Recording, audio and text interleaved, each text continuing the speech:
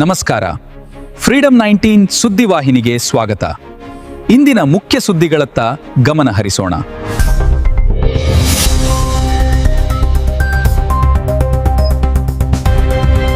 ನಮಸ್ಕಾರ, ನೀವು ನೋಡ್ತಾ ಇದ್ದೀರಾ ಫ್ರೀಡಂ 19 ನ್ಯೂಸ್ ಚಾನೆಲ್.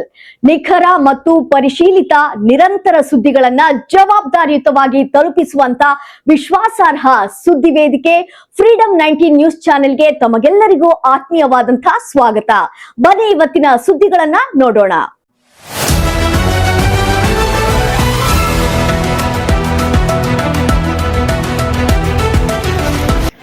ಬೆಳಗಾವಿಯಲ್ಲಿ ಸಚಿವ ಸತೀಶ್ ಜಾರಕಿಹೊಳಿ ಹೇಳಿಕೆ. ಇಡೀ ದೇಶದಲ್ಲಿ ಡ್ರಗ್ಸ್ ಕುರಿತು ಜಾಗೃತಿ ಮೂಡಿಸುತ್ತಿದ್ದೇವೆ.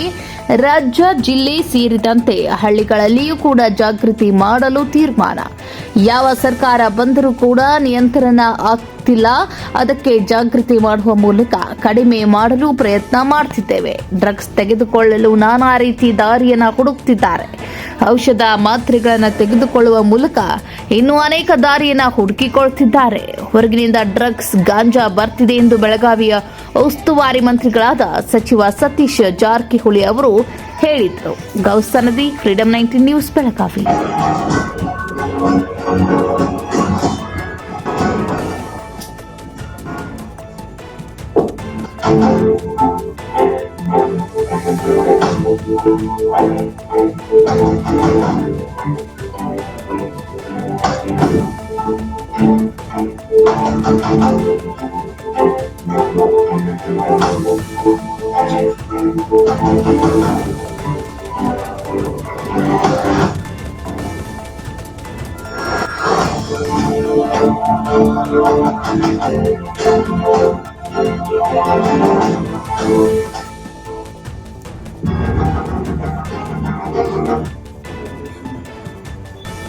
Smoke full vibe 2 million views just one pump.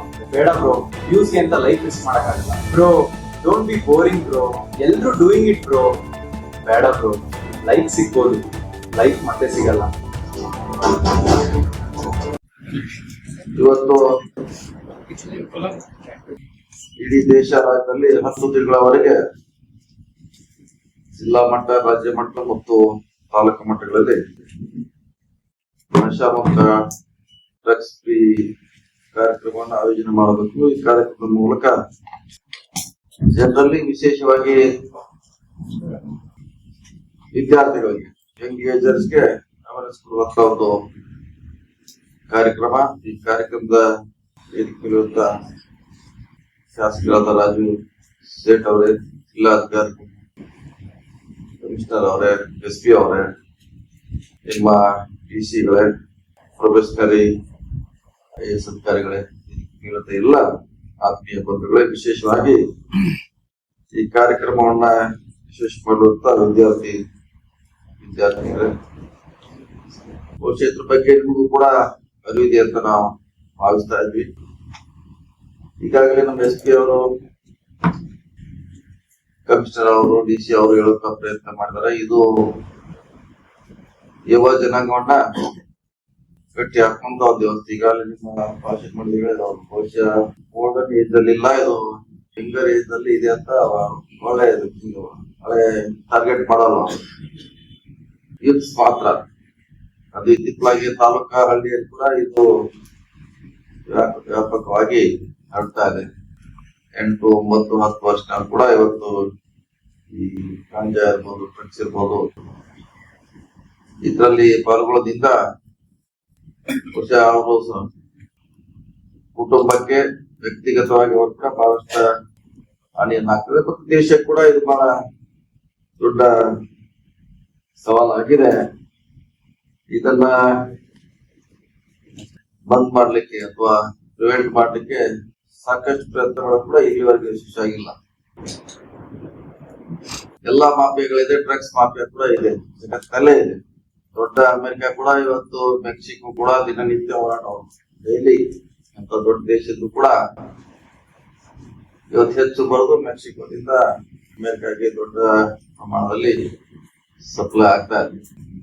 ನಮಗೂ ಕೂಡ ವಿಶೇಷವಾಗಿ ಅಫ್ಘಾನಿಸ್ತಾನದಿಂದ ಹೆಚ್ಚು ಬರ್ತಾ ಇದೆ. ಇತ್ತಿತ್ತಲಾಗಿ ಹೆಚ್ಚು ನಾರ್ತ್ ಈಸ್ಟ್ ಕಡೆಯಿಂದ ಮ್ಯಾನ್ಮಾರ್, ಬರ್ಮಾದಿಂದ ಬರ್ತದೆ, ನೇಪಾಳದಿಂದ ಸೋರ್ಸ್ ಬಹಳ ಇದೆ, ಬಹಳ ಸೋರ್ಸ್ ಇದೆ. ಯಾಕಂದ್ರೆ ಅದು ಬಾಟ್ಲಿ ಒಂದ್ಸಾರಿ ಅವನೇನಾದ್ರೂ ಸಪ್ಲೈ ಮಾಡಿಬಿಟ್ರೆ 1 ವರ್ಷ ಏನು ಮಾಡೋ ಅವಶ್ಯಕತೆ ಇಲ್ಲ. ಹೀಗಾಗಿ ಬಹಳ ಜನ ರಿಸ್ಕ್ ಹೋಗ್ತಾರೆ, ಪ್ಲೇನ್ ಅಲ್ಲಿ ತರ್ಲಿಕ್ಕೆ ಪ್ರಯತ್ನ ಮಾಡ್ತಾರೆ, ಬೇರೆ ಬೇರೆ ಮೂಲಗಳಿಂದ ತರ್ಲಿಕ್ಕೆ ಮಾಡ್ತಾರೆ. ಅದು ಈಗಾಗಲೇ ನಮ್ಮ ಹಳ್ಳಿ ಮಠ ಮುಟ್ಟಿದೆ. ಹಳ್ಳಿಯಿಂದ ನಾವು ಮುಕ್ತ ಮಾಡಬೇಕಾಗಿದೆ, ಅರ್ಬನ್ ಸಿಟಿಗಳನ್ನು ಮುಕ್ತ ಮಾಡಬೇಕಾಗಿದೆ. ಅದಕ್ಕೆ ಹೇಳಿದಂಗೆ ವಿಲ್ ಪವರ್ ಬಹಳ ಬೇಕು. ವಿಲ್ ಪವರ್ ಯಾರಿಗಿದೆ ಅದು ಅವ್ರು ಮಾತ್ರ ಇದರಿಂದ ದೂರ ಇರ್ತಾರೆ. ವಿಲ್ ಪವರ್ ನೀವೇ ಜನರೇಟ್ ಮಾಡಬೇಕು. ಇದು ಯಾರೋ ಇಲ್ಲಿ ಅಂಗಡಿಯಲ್ಲಿ ಸಿಗೋಲ್ಲ. ವಿಲ್ ಪವರ್ ಅನ್ನ ನೀವೇ ಆವಿಷ್ಕಾರಿಗಳು. ಒಬ್ಬ ಸಂತ, ಒಬ್ಬ ಸನ್ಯಾಸಿ ಹಂಗೆ ತನ್ನ ಜೀವನವನ್ನ ಗಟ್ಟಿಯಾಗಿಗೊಳಿಸ್ತಾನ, ಹಂಗೆ ವಿಲ್ ಪವರ್ ಯಾರಿಗಿದೆ ಅವ್ರ ಜೀವನಕ್ಕೆ ಅವರು ಕೂಡ ಸೋಲನ್ನು ಒಪ್ಕೊಳ್ಳಿಕ್ಕೆ ಆಗೋಲ್ಲ. ಯಾವುದೇ ಸವಾಲುಗಳನ್ನು ಕೂಡ ಅದನ್ನ ಸಮರ್ಥವಾಗಿ ಎದುರಿಸ್ತಾರೆ. ಅದಕ್ಕಾಗಿ ವಿಲ್ ಪವರ್ ನ ನೀವೇ ಅದನ್ನ ಜನರೇಟ್ ಮಾಡ್ಕೊಳ್ಬೇಕಾಗ್ತದೆ. ಸೊ ಅದು ಮಾಡುವಂತ ಪ್ರಯತ್ನ ಮಾಡಿ ನಮ್ಮ ಎಸ್ ಪಿ ಅವ್ರು ಹೇಳ್ದಂಗೆ ಇದು ಒಂದು ದೇಶ ಮಧ್ಯೆ ಇರುವಂತ ಒಂದು ಸಂಘರ್ಷದ 1980ರಲ್ಲಿ ಟೆರರಿಸ್ಟ್ ಮಾಡಿದ್ರು ಪಂಜಾಬ್ದಲ್ಲಿ. ಸಕ್ಸಸ್ ಆಗಿಲ್ಲ, ಒಂದು 10% ನಡೀತು, ಮತ್ತೆ ಕ್ಲೋಸ್ ಆಯ್ತು. ಕಾಶ್ಮೀರಕ್ಕೆ ಹೋಯ್ತು, ಅಲ್ಲಿ ಕೂಡ ಕ್ಲೋಸ್ ಆಯ್ತು. ಅತ್ಯಂತ ಯಾವುದೇ ಡ್ಯಾಮೇಜ್ ಇಲ್ಲದೆ ಇನ್ನೊಂದು ದೇಶನ ಡ್ಯಾಮೇಜ್ ಮಾಡುವಂತ ಒಂದು ವ್ಯವಸ್ಥಿತ ಸಂಚಿತು. ಹೀಗಾಗಿ ಇದನ್ನ ನಾವೆಲ್ಲ ನಿಯಂತ್ರಣ ಮಾಡ್ಲಿಕ್ಕೆ ನಮ್ದೇ ಅಂತ ಬೇರೆ ಬೇರೆ ವ್ಯವಸ್ಥೆಗಳನ್ನ, ಕಾನೂನುಗಳನ್ನ ರೂಪಿಸ್ಕೋಬೇಕಾಗುತ್ತೆ. ಈಗಾಗಲೇ ನಮ್ಮ ಇದೆ ಅದ್ರಲ್ಲಿ. ಇಲ್ಲೇ ಬಹುಶಃ ಕೋಲಾರಾಗ ಬಹಳ ಸ್ಟ್ರಿಕ್ಟ್ ಆಗಿದೆ ಕಾನೂನು. ಸ್ವಲ್ಪ ಡ್ರಗ್ಸ್ ಸಿಕ್ಕೋ ಸುಮಾರು 10 ವರ್ಷಕ್ಕಿಂತ ಹೆಚ್ಚು ಅವ್ರನ್ನ ಡಿಟೈನ್ ಮಾಡುವಂತ ಕಾನೂನು. ಇನ್ನೊಂದು ಹೇಳ್ದಂಗೆ ಬಹಳಷ್ಟು ಕಠಿಣ ಬೇಕು. ಪ್ಲಸ್ ನಾವು ಕೂಡ ಸ್ವಂತ ಜಾಗೃತಿ ಆಗ್ಬೇಕು. ಸ್ವಂತ ನಾವೇ ಆದ್ರೆ ಇದನ್ನ ನಿಯಂತ್ರಣ ಮಾಡ್ಲಿಕ್ಕೆ ಸಾಧ್ಯ ಇದೆ. ಸೊ ಆ ನಿಟ್ಟಿನಲ್ಲಿ ನಮ್ಮ ಸರ್ಕಾರ ವಿಶೇಷವಾಗಿ ಸನ್ಮಾನ್ಯ ಡಿ.ಕೆ. ಶಿವಕುಮಾರ್ ಇರ್ಬೋದು, ಪ್ರಧಾನಮಂತ್ರಿ ನರೇಂದ್ರ ಮೋದಿ ಅವರು 10 ವರ್ಷ ಇಡೀ ದೇಶದಲ್ಲೇ ಮಾಡ್ತಿದ್ದಾರೆ. ಈ ವರ್ಷ ಕೂಡ ಬಹಳಷ್ಟು ಮುಖ್ಯಮಂತ್ರಿಗಳು ಕೂಡ ಈ ಕಾರ್ಯಕ್ರಮದಲ್ಲಿ ಭಾಗವಹಿಸಿದ್ದಾರೆ. ಅದಕ್ಕಾಗಿ ದೇಶಕ್ಕಿಂತಲೂ ನಾವು ಇದಕ್ಕೆ ಹೆಚ್ಚು ಪಾರ್ಟಿಸಿಪೇಟ್ ಮಾಡಿದ್ರೆ ನಿಯಂತ್ರಣ ಮಾಡ್ಲಿಕ್ಕೆ ಸಾಧ್ಯ ಇದೆ. ನಮಗ್ ಗೊತ್ತಾಗ್ತೈತಿ ಈಗ ಯಾವ ಕಾಲೇಜಲ್ಲಿ ಯಾರು ಡ್ರಗ್ಸ್ ಯೂಸ್ ಮಾಡ್ತಾರೆ, ಅವ್ರ ಸಪ್ಲೈ ಯಾರು ಮಾಡ್ತಾರೆ ಅಂತ. ಬಹುಶಃ ಪೊಲೀಸ್ಗಿಂತನೂ ಸರ್ಕಾರಕ್ಕಿಂತನೂ ಇಲ್ಲಿ ನಿಮಗೆ ಮೊದಲನೇ ಇಂಡಿಕೇಶನ್ ಬರ್ತದೆ, ಸಾಧ್ಯ ಆಗ್ತಿದೆ. ಅದು ಅವ್ರು ಹೇಳಿದಾರೆ ವೆಬ್ಸೈಟ್ ನಲ್ಲಿ 2 ಇದೆ, ಎಸ್ ಪಿ ಅವ್ರದ್ದು ಇದೆ, ಕಮಿಷನರ್ ಕೂಡ ವೆಬ್ಸೈಟ್ ನಲ್ಲಿ ನೀವು ಮಾಹಿತಿ ಕೊಟ್ರೆ ಖಂಡಿತವಾಗಿ ಅದನ್ನ ನಿಯಂತ್ರಣ ಮಾಡ್ಲಿಕ್ಕೆ ಸಾಧ್ಯ ಇದೆ. ಇವಿಷ್ಟು ಈವರೆಗಿನ ಸಂಕ್ಷಿಪ್ತ ಸುದ್ದಿ. ನೋಡ್ತಾ ಇರಿ ಫ್ರೀಡಂ 19 ನ್ಯೂಸ್ ಚಾನೆಲ್. ಧನ್ಯವಾದಗಳು.